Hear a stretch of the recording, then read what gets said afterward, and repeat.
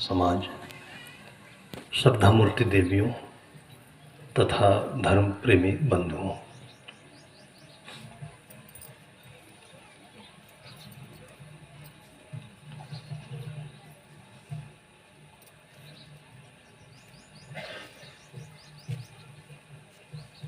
बड़ा शब्द जीवन में बहुत भ्रामक होता है।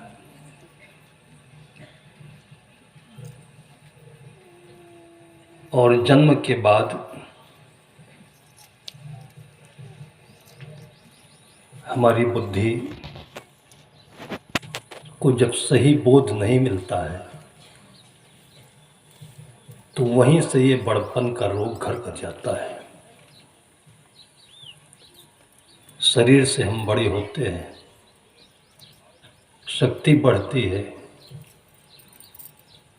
और उसी शक्ति को लेकर के हमारी बुद्धि भी गलत दिशा में डाइवर्ट होती है। फिर हमारे आसपास परिवार के लोगों के ऊपर, समाज के लोगों के ऊपर और सारी दुनिया पर हम अपने बड़प्पन का दबाव, प्रभाव बनाना शुरू कर देते हैं। और जब तक आत्मबोध नहीं होता है तब तक ये हमारा पाप रुकता नहीं है, किसी न किसी रूप में ये बढ़ता ही जाता है। सद्गुरु कहते हैं, संत जन कहते हैं कि बड़ा वही को जानिए, करे जीव को काज। हम सोचते हैं कि जिनके पास पैसा अधिक है, जिनके पास बुद्धि अधिक है,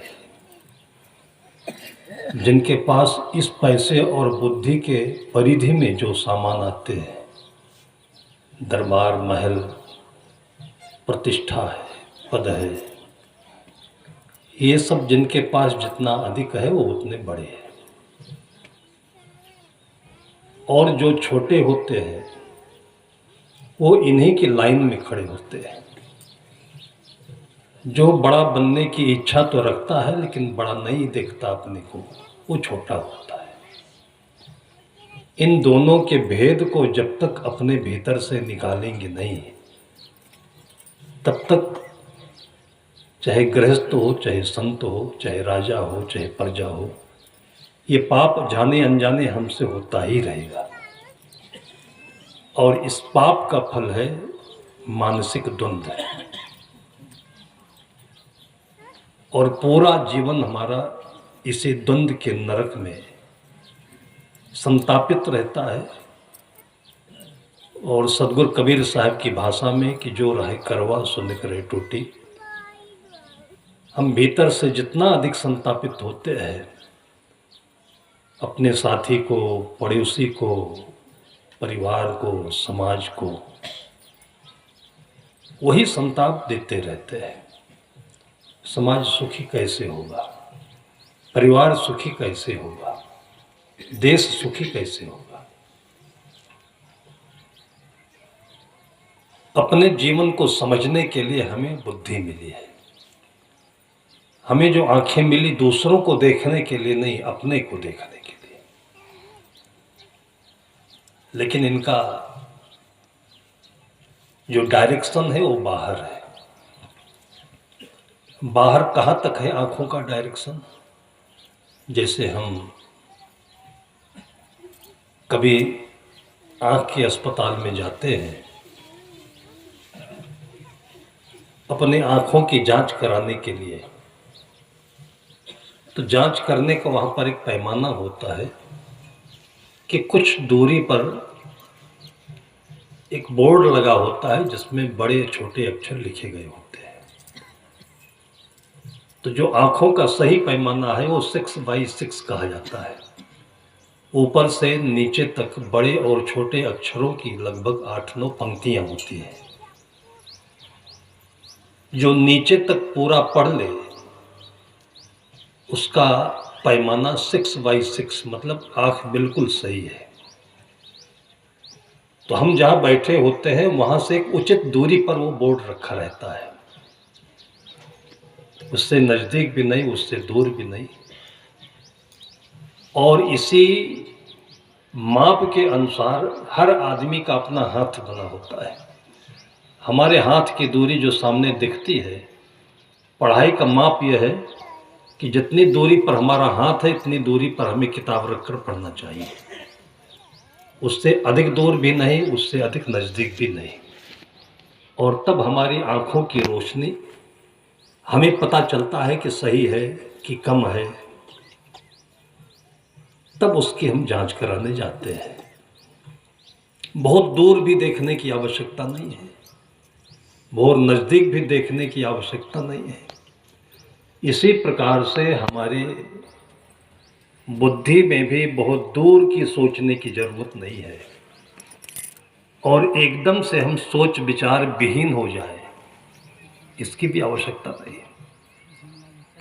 एक क्षमता है हमारे जीवन की और हमारे इंद्रियों की, हमारे जीवन की, हमारे शरीर की, लेकिन कुल मिलाकर के जो कुछ भी हमको मिला हुआ है, ये बुद्धि है, ये इंद्रियां हैं, शरीर की शक्ति है, इसका उपयोग पहले हम अपने जीवन के लिए करें।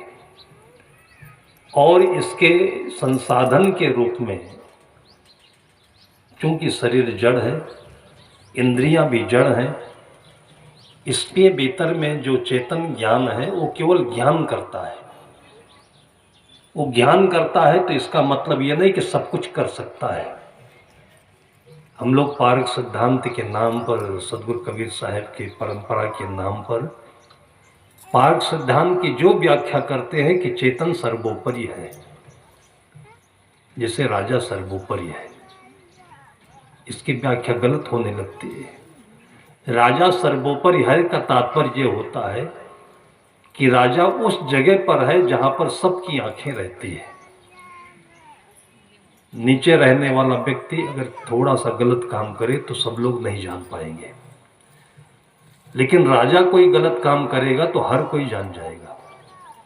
इसलिए राजा को अपने जीवन में अधिक सावधान रहने की आवश्यकता होती है, और राजा अपने पूरे राज्य का एक आदर्श होता है, स्वास्थ्य में भी, बुद्धि में भी और संचालन में भी। राजा उसे नहीं कहा जाता था कि जो सब कुछ कर सके, किसी को मार डाले तो उसका खून माफ है, और नशा करे, व्यसन करे, ये राजा की परिभाषा नहीं होती थी।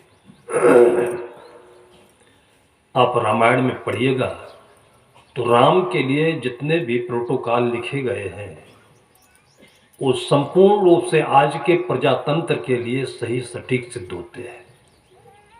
इसलिए महात्मा गांधी जी ने राम राज्य की परिकल्पना की। उसका तात्पर्य होता है कि हमारे भीतर में जो चेतना है वो मालिक नहीं है। सर्वोपर कहने का मतलब मालिक नहीं है कि हम बच्चे के बाप हैं तो पीटें उसको, जो चाहे वो करे, जो चाहे वो बना दें। ये हमारे मन की गलत धारणा है।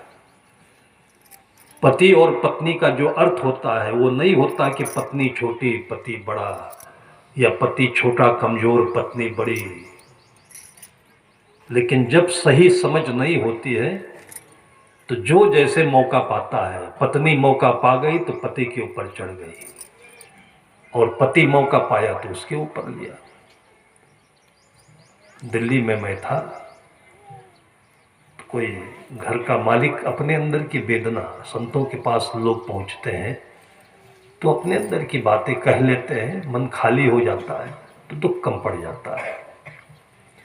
और ये भी बात नहीं कि केवल उसकी वेदना है, उसके घर की वेदना है। कोई कह देता है और कोई अपने भीतर भीतर पछता रहता है तो दुखी रहता है। लेकिन माता, पिता और गुरु, ये तीन ऐसे स्थान हैं कि जहाँ पर अपनी बातों को खाली कर देना चाहिए। ये हमारी परंपराओं में भी रहा है, महाभारत में भी ये रहा है, और पुरानी कहावतों में भी, गुर से कपट मित्र से चोरी की हुए निर्धन, बहुत खराब कहावत है। मतलब जिसके साथ आप रह रहे हैं उससे कपट करना जीवन का बहुत बड़ा पर्व है। और यूं तो हमें खुला दिल जीना चाहिए सबके साथ में। तो जिसके साथ जीना है उसके साथ तो कम से कम हमको खुला दिल होना चाहिए। न कोई किसी से बड़ा है न कोई कम है। तो भक्त जी कहने लगे कि मैं भोजन कर रहा था और 2-4 दिनों से भोजन में तीखा ज़्यादा होता जा रहा था, नमक भी उतनी मात्रा में। और ये सब चीज़ें क्या है कि लोगों के भिन्न भिन्न रुचि पर, और रुचि कैसे बनती है? स्वास्थ्य पर। अगर स्वास्थ्य बढ़िया है, और बढ़िया स्वास्थ्य की परिभाषा है कि पाचन बढ़िया है, और बढ़िया पाचन की परिभाषा है कि भूख अच्छी लगती है, और अच्छी भूख की परिभाषा है कि थाली में क्या आया हुआ है, आदमी इसको नहीं गिनता है, इसको विचार नहीं करता है। एक विचार करता है कि